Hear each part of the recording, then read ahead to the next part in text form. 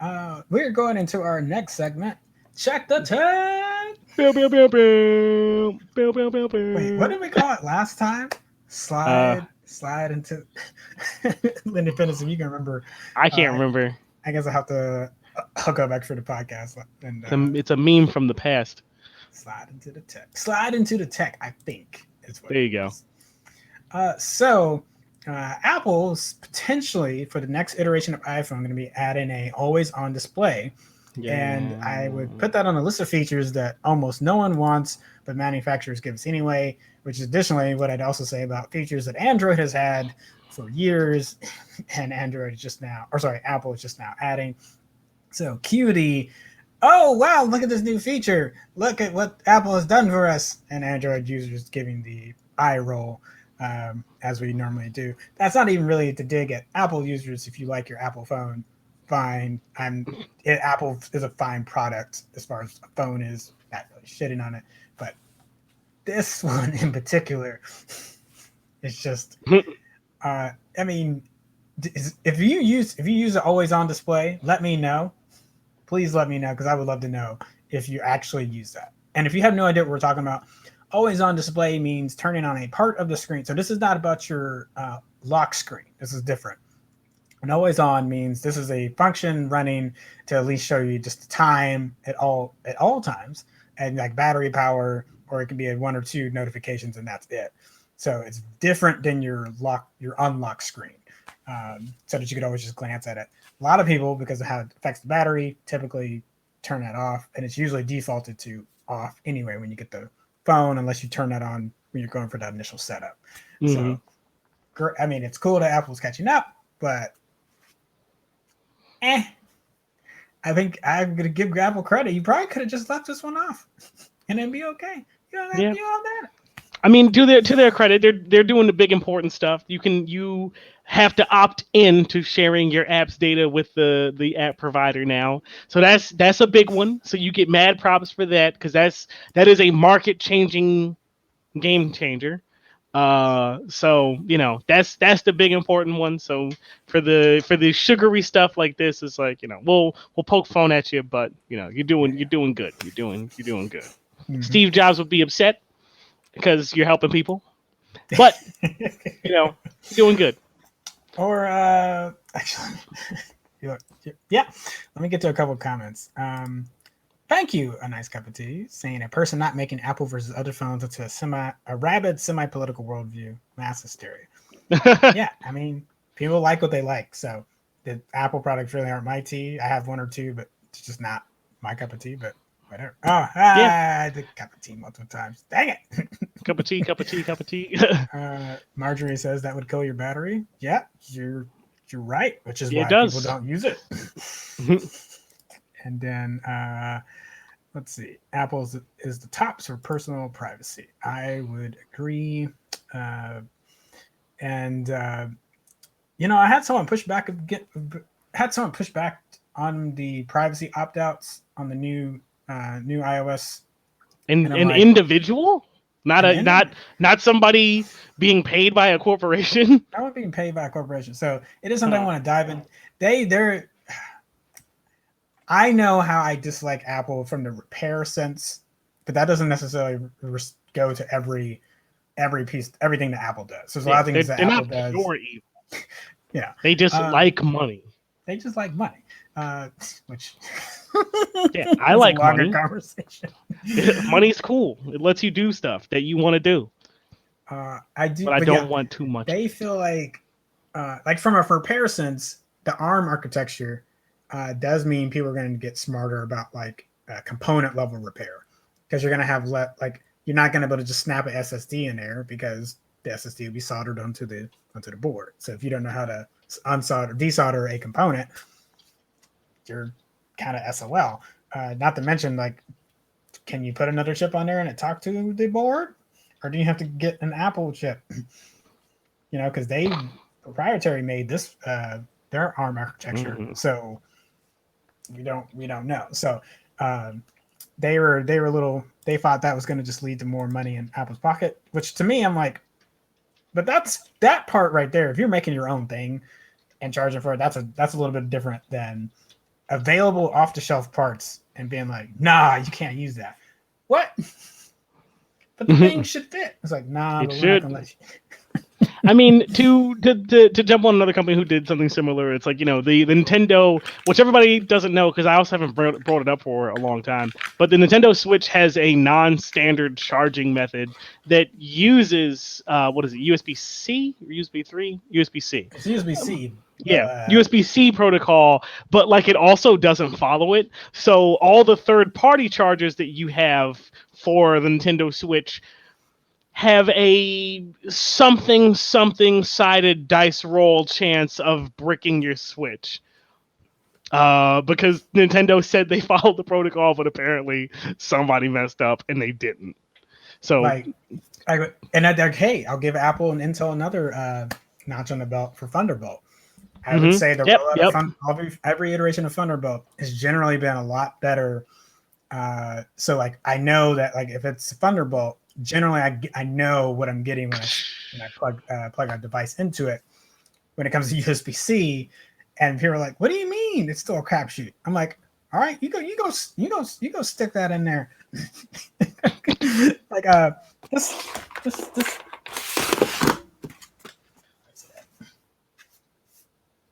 I mean, this is USB-C. You probably can't see the power lightning bolt on it. So it should theoretically be able to charge through that port, but it doesn't.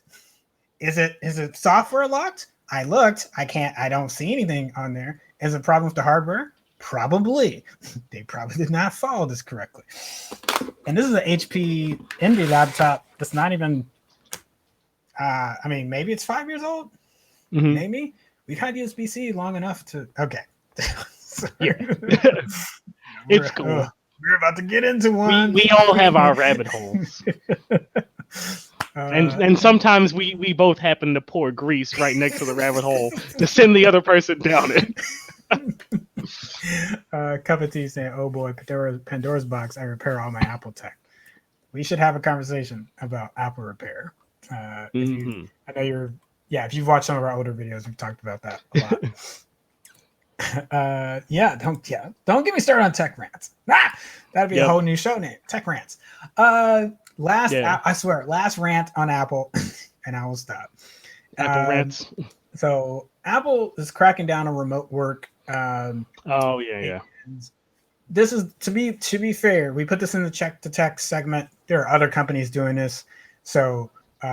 It's not I guess not really trying to single Apple out, but this is just talking about because they have a fairly large their Slack channel is massive, and there's over 1,600 different employees in it, and this has become at least from the report from The Verge a very big issue, which is another reason why we're reporting on it because some people are leaving because of the reversal on previous remote work claims.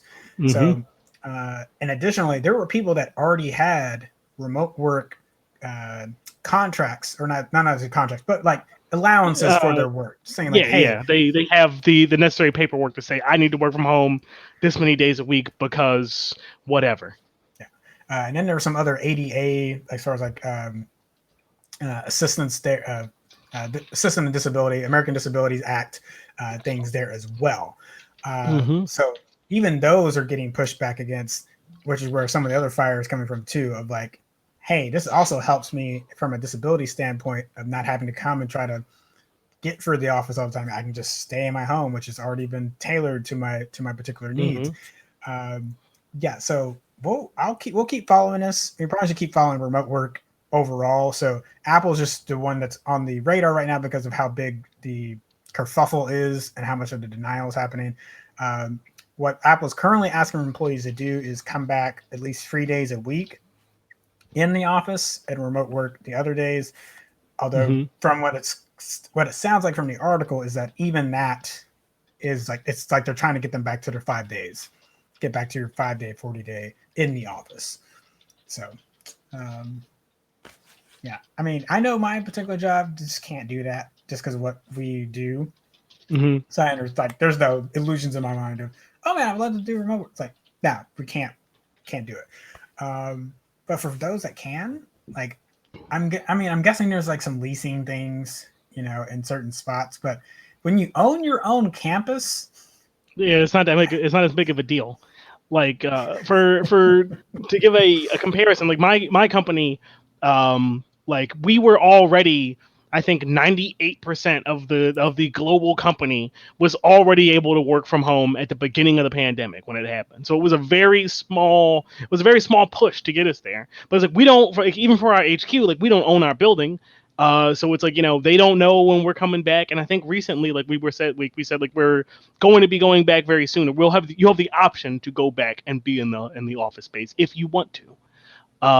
But it's if you want to. It's like obviously with 98% of the company being able to work from home before the pandemic, we were already set to go. So yeah, I understand that they're like, we're paying to cool off this whole building, and only 5 people ever show up. Like I understand you're upset, but like mandating that and taking stomping on the Americans with Disabilities Act is not that's not the path.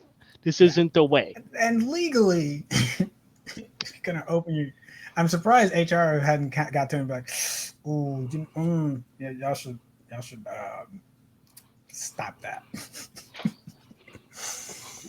Yeah, Yeah. a nice cup of tea mentioned there's a lot of other Apple campuses too, just as a point of interest, and not that many teams are at the loop No, they featured all in got to go the to the image. loop. They all got to go to the loop.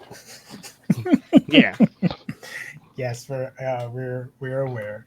Uh, uh, but but like we mentioned before, like you mentioned before, Kenny, it's like if you already have some issue that you or some challenge that you have to deal with. I mean, we're still in a pandemic. Like you still have to keep track of your kids.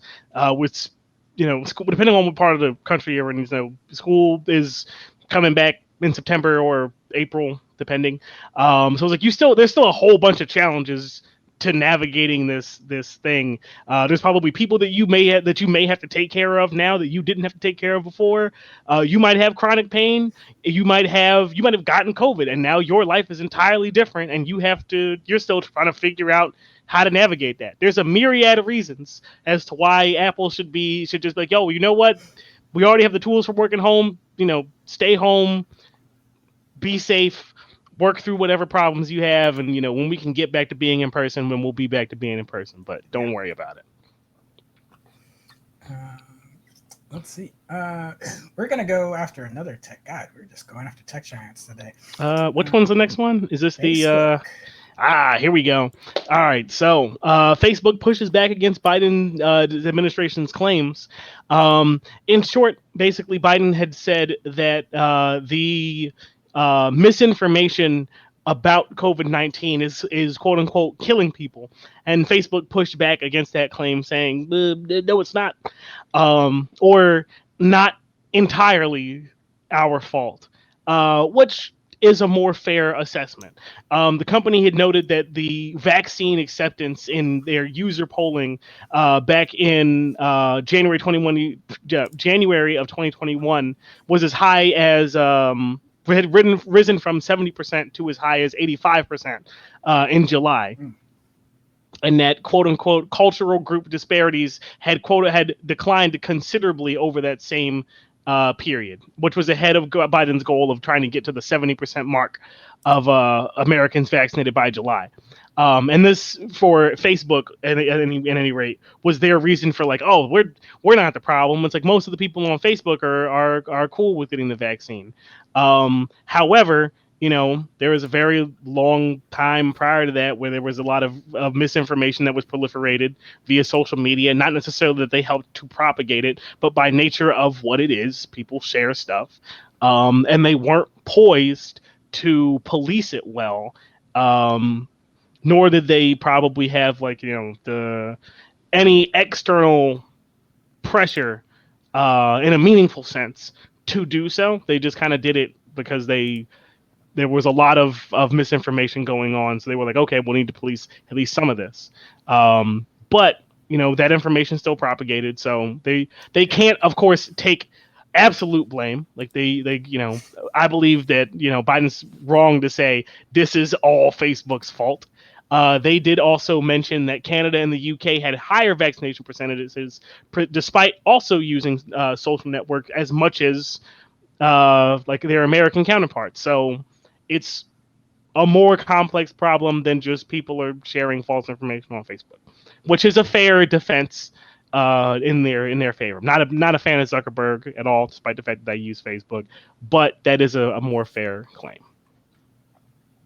Yeah, I think it's an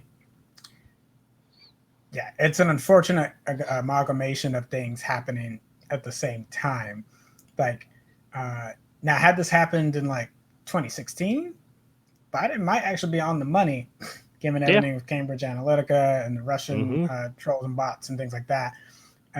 So just add that extra fuel in the fire, and like, so yeah, I would totally understand that. I would say Facebook's done a much better job cleaning some of the information off, but those pockets still exist. The groups can still exist if you want to hide out and be in a bunch of misinformation. And they've still, at least from what I can tell, have done nothing to the algorithm to introduce people to better information, aside from the fact checker info things that will come up when you share a link of like, it's like, yeah, this person shared this. Hey, so listen, none of this is true. So you fell into an alt-right web page. Rabbit hole. So you've been reading the Red Pill. Let's step back. Now, we could also get into like some of the TikTok stuff we talked about last week, where Facebook polices, like, as much as right wingers would like to say that, hey, we're censored so much on Facebook. I'm like, there's a lot of groups being censored on Facebook. They say so. Yeah, don't try to make that out to just be just one group. We have one last tech total. We got a new sub 2 Tommy just got the hero and a half shell trophy. Hey, turtle power. Nice. Gosh, I've not since we had the tech issue last week, I've not gotten to go back on TMNT, but I will get on that. Oh, yeah. Nice. Last one we got for the tech segment before we get into the main course, which is infinite rambling. We got Google Emoji redesign. So some new designs will arrive with the launch of the Android 12. Man, we're up to 12? With an aim towards items that read better across cultures, not just defaulting to American norms. For example, the emoji for pie looks like an American pie, but UK users routinely thought that it was a tart. Yeah, we'll be getting some more, I guess, globally recognizable emojis. Yeah. And I mean, I think that's big. Some things are not going to translate well across countries, but really glad that it's not just American centric. Yeah, and that's a really big deal, especially for an app that's supposed to be able to work across the globe. Yeah, I think that's really cool, and I think it's definitely something that's worth doing. I'm not somebody who like my biggest like emoji that I probably use is probably like the laugh react, crying laugh react, big smiles, and then like black hand gestures. Whatever are probably like my biggest ones, and I don't use cars and I don't use foods and all that other stuff. Mostly just I need to push too many buttons to find them. But for the people who choose to use them, like it's better that that they be recognizable to you, whether you're in one country or the other. So cool stuff. Let's see. Sub to Tommy said it's a 1% chance of getting that particular trophy. All right, gotcha. Wait, which game is that? Wait, which TMNT game is it for though? Let's see. And then let me back up. Pumpkin pie. Also, to be fair, I could not get the exact photo for what the new one's going to look like yet. This is a pie emoji, what it looked like in Android 8. So it's not even from the most recent. Nice cup of tea said, I mean, is pumpkin pie really not just a glorified tart? I feel like this goes into the what food is what food classification, and it's like there's a theorem that's like based around how is it boxed in by bread or bread like thing, and it's like bread on the bottom. What was it? I can't remember. This is not happening. This is not happening. It's the same through that theorem. A hot dog is a taco. Hey, did you like that last episode of State of Nerd Union? I bet you did. Why don't you hit subscribe and you'll get notified when the next video comes out, which will be on the next Monday. Guess maybe you don't need to hit subscribe for something that comes out every week. Hey, just do it anyway. It might help us feel better.